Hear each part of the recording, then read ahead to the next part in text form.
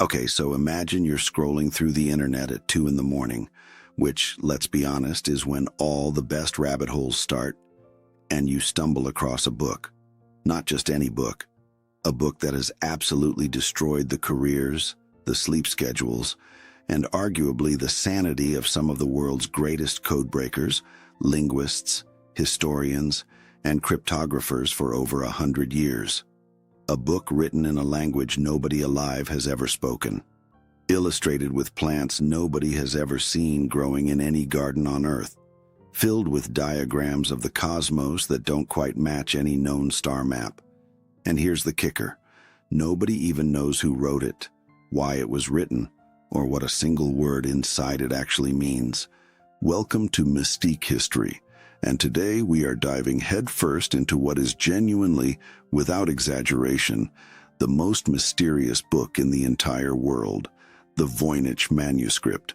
Buckle up, because this one is going to make your brain hurt in the best possible way.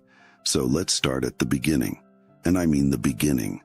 The manuscript itself is estimated to have been created sometime between 1404 and 1438. We know this because of radiocarbon dating done on the actual vellum, which is the fancy word for the kind of treated animal skin that people used to write on before paper got cheap and popular. The vellum, the pages themselves, carbon dated, legit science. That date range places the physical creation of this book firmly in early 15th century Europe, probably somewhere in northern Italy or Central Europe, based on some stylistic clues in the illustrations. Now here's where things get immediately weird. The vellum is definitely from the 1400s, but the ink, the writing on it, nobody can prove with certainty it was written at the same time as the vellum, which opens a door to a wild possibility that some people have floated, that someone much later could theoretically have acquired old blank vellum and written on it to make it look ancient. I'm not saying that's what happened, but I'm also saying that's a possibility that has kept more than a few researchers awake at night. The book is currently sitting in the Beinecke Rare Book and Manuscript Library at Yale University in New Haven, Connecticut. It has its own call number. It is cataloged as MS-408. You can literally look it up. You can see high-resolution scans of every single page online right now because Yale made the whole thing publicly available, which means somewhere out there, right now, someone is staring at page 47 trying to figure out if that plant drawing is a sunflower or a fever dream. The manuscript is about 240 pages long, though historians believe it originally had more pages and some were removed or lost at some point. It's written entirely in an unknown script from left to right. It's divided into what appear to be distinct sections based on the illustrations. There's a section full of botanical drawings, a section that looks like it might be about astronomy or astrology, with circular diagrams and what seem to be zodiac symbols, a biological section with illustrations of tiny figures, which most people just describe as nude figures in green pools, because that's literally what they look like, and honestly, there's no better way to put it. There's a cosmological section, a pharmaceutical section with what appear to be jars and containers and more unidentifiable plants. And finally, a section that's almost entirely text, with very few illustrations, which researchers have called the recipes section, just because they had to call it something. Every single section, written in the same mysterious script, the same unknown language or code, or constructed language, or elaborate hoax. Nobody knows. Now let me tell you about the man whose name is attached to this manuscript, because the backstory here is almost as wild as the book itself. Wilfred Voynich was a Polish book dealer, a former revolutionary, and genuinely one of the most colorful figures you could possibly imagine. He was born in 1864, got involved in Polish independence activism, got arrested by the Russian Empire, escaped from a Siberian prison camp, and eventually ended up in London dealing rare books. The man's life was a Netflix series before Netflix existed. In 1912, Voynich was browsing through a collection of manuscripts at the Villa Mondragone in Italy, which was a Jesuit college, and he came across this book. And by his own account, he immediately knew it was something extraordinary. He purchased it along with a bunch of other manuscripts and brought it back into the world's attention. That's why we call it the Voynich Manuscript. He didn't write it. He just found it and said, "Yeah, this is a big deal," and proceeded to spend the rest of his life trying to figure out what it said. He never did. But here's something that most people don't know.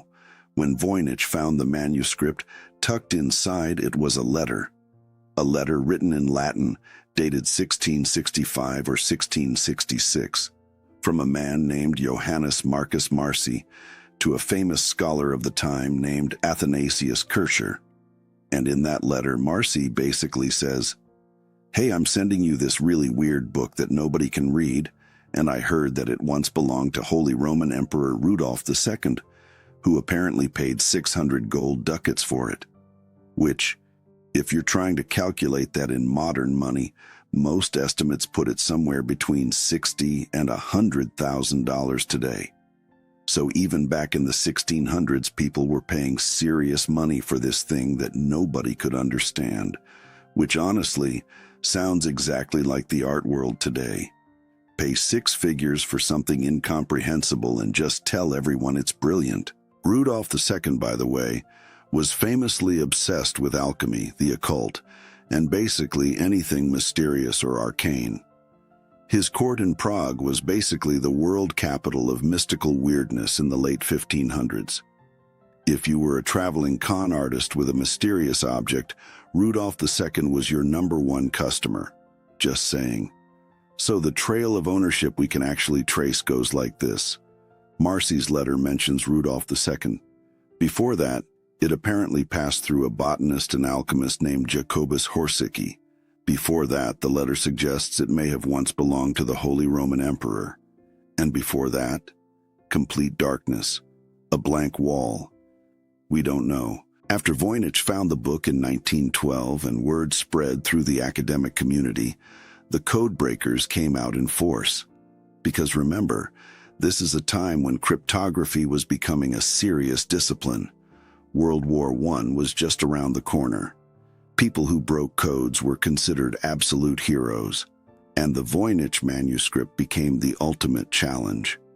One of the first serious analysts was William Friedman, who is literally considered the father of American cryptanalysis, the guy who essentially built the National Security Agency's foundational methods.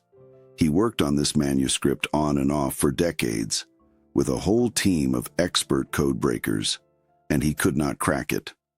At the end of his life, his best guess was that it might be some kind of constructed or artificial philosophical language, but even that was just a theory. He never broke the code. The manuscript broke him. Here's one of the most mind-bending statistical facts about this text. Researchers who have analyzed it computationally have found that the language inside it follows something called Zipf's law. Zipf's law is a linguistic principle that applies to virtually all natural human languages. It describes a very specific statistical relationship between how often words appear and their rank order of frequency.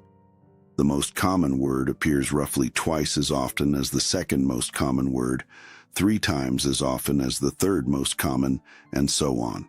This pattern shows up in English, Mandarin, Arabic, Swahili, Ancient Latin, every natural language ever analyzed.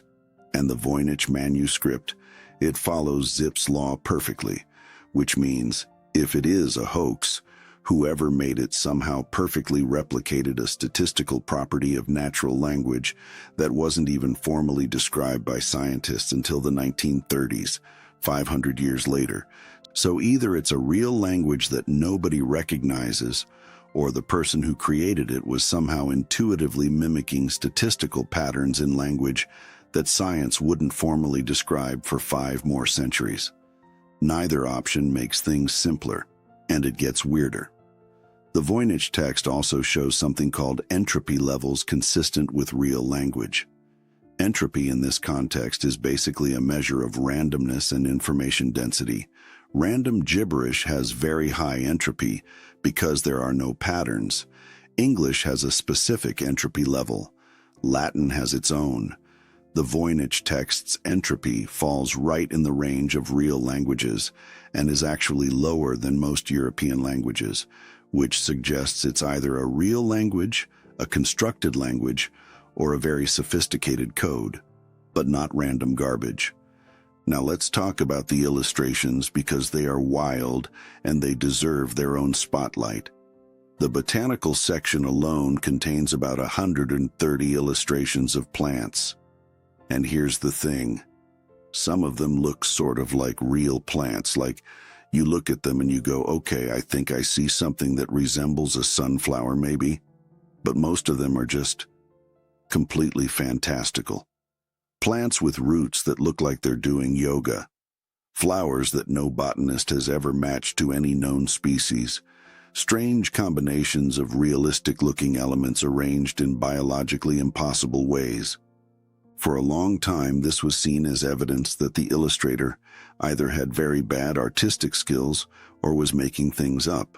But more recently, some researchers have proposed something more interesting, that maybe these plants are illustrations of extinct species or plants from regions of the world that Europeans of the 15th century hadn't widely encountered yet.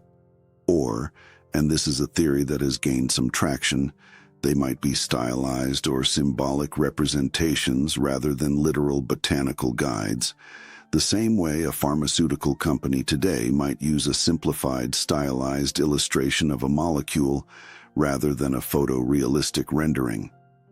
The astronomical section has circular diagrams that include what appear to be zodiac symbols, including a fairly recognizable bull that seems to be Taurus and a figure that could be Pisces. But the star positions and the arrangement of the celestial maps don't match any known historical star chart precisely. Some researchers have spent years trying to align the diagrams with various historical astronomical traditions, from medieval Europe to Persian astrology to ancient Babylonian star records. Nobody has found a perfect match. The biological section is, let me just be honest with you, deeply strange.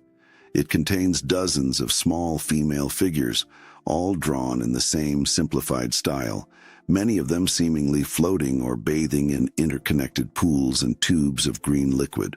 Some of the tubes are clearly connected to larger structures that look almost like anatomical diagrams, but don't quite match human anatomy as we understand it.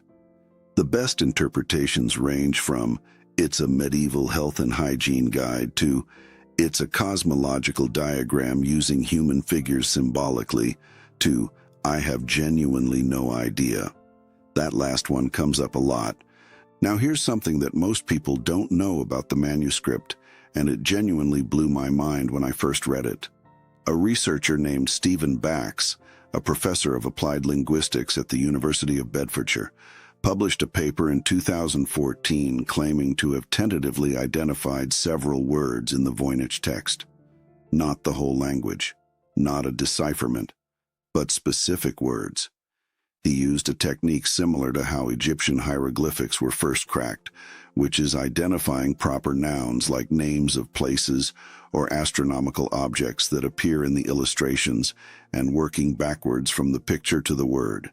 He proposed that he could identify words that might mean Taurus, juniper, coriander, and a few other plants in astronomical terms. The academic response was cautious.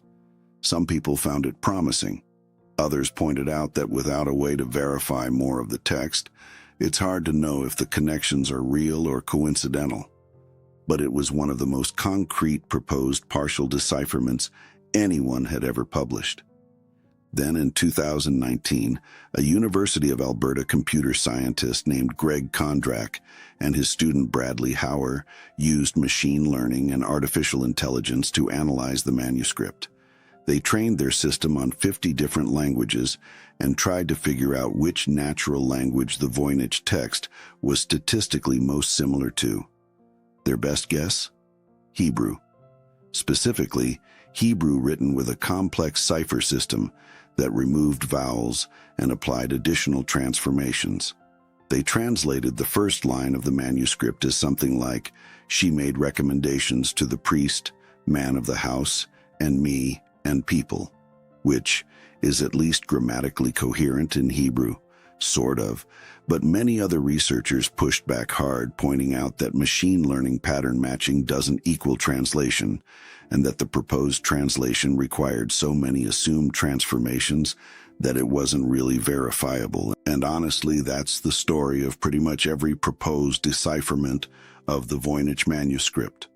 Someone comes forward with a brilliant theory, it gets some headlines, other researchers pick it apart, and the manuscript sits in its climate-controlled case at Yale, absolutely unbothered.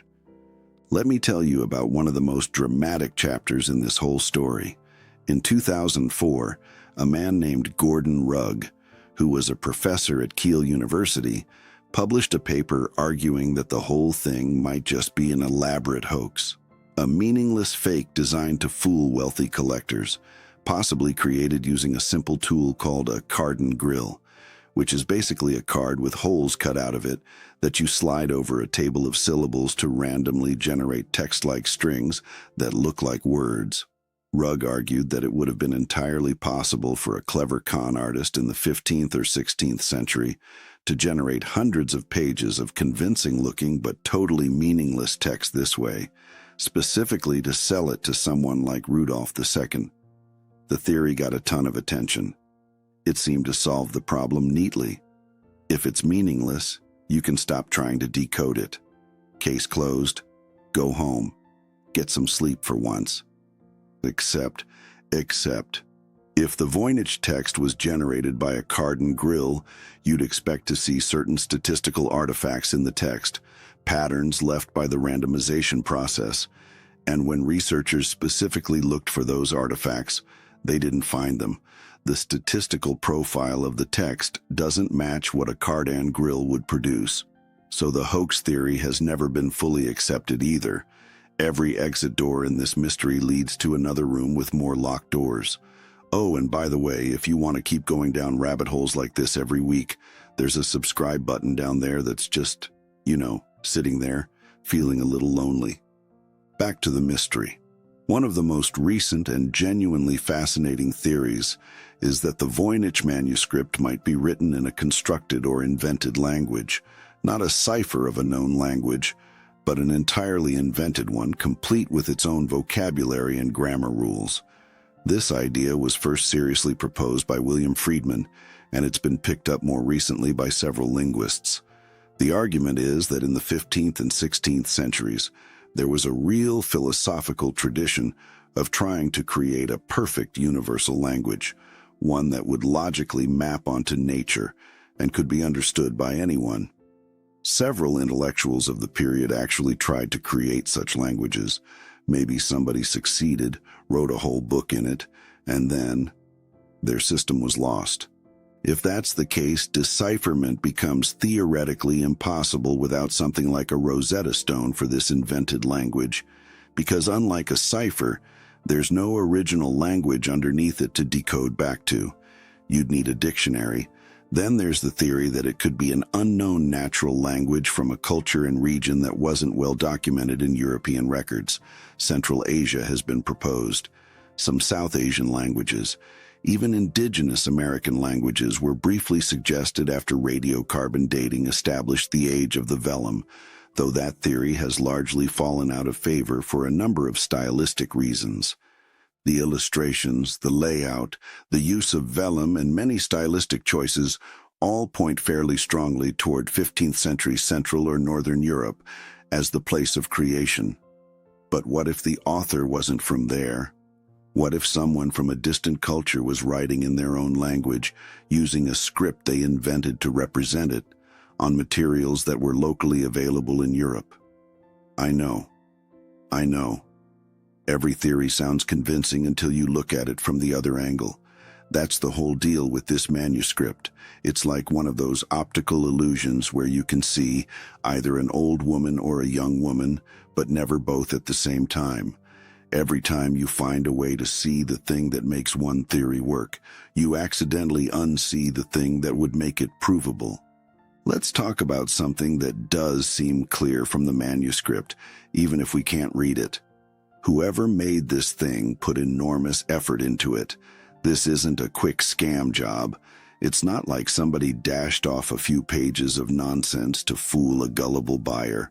We're talking about 240 pages of densely written text in a consistent script, with hundreds of detailed illustrations, some of which are surprisingly sophisticated anatomically, color-coded diagrams, and what appears to be a genuinely systematic organization of content across multiple thematic sections.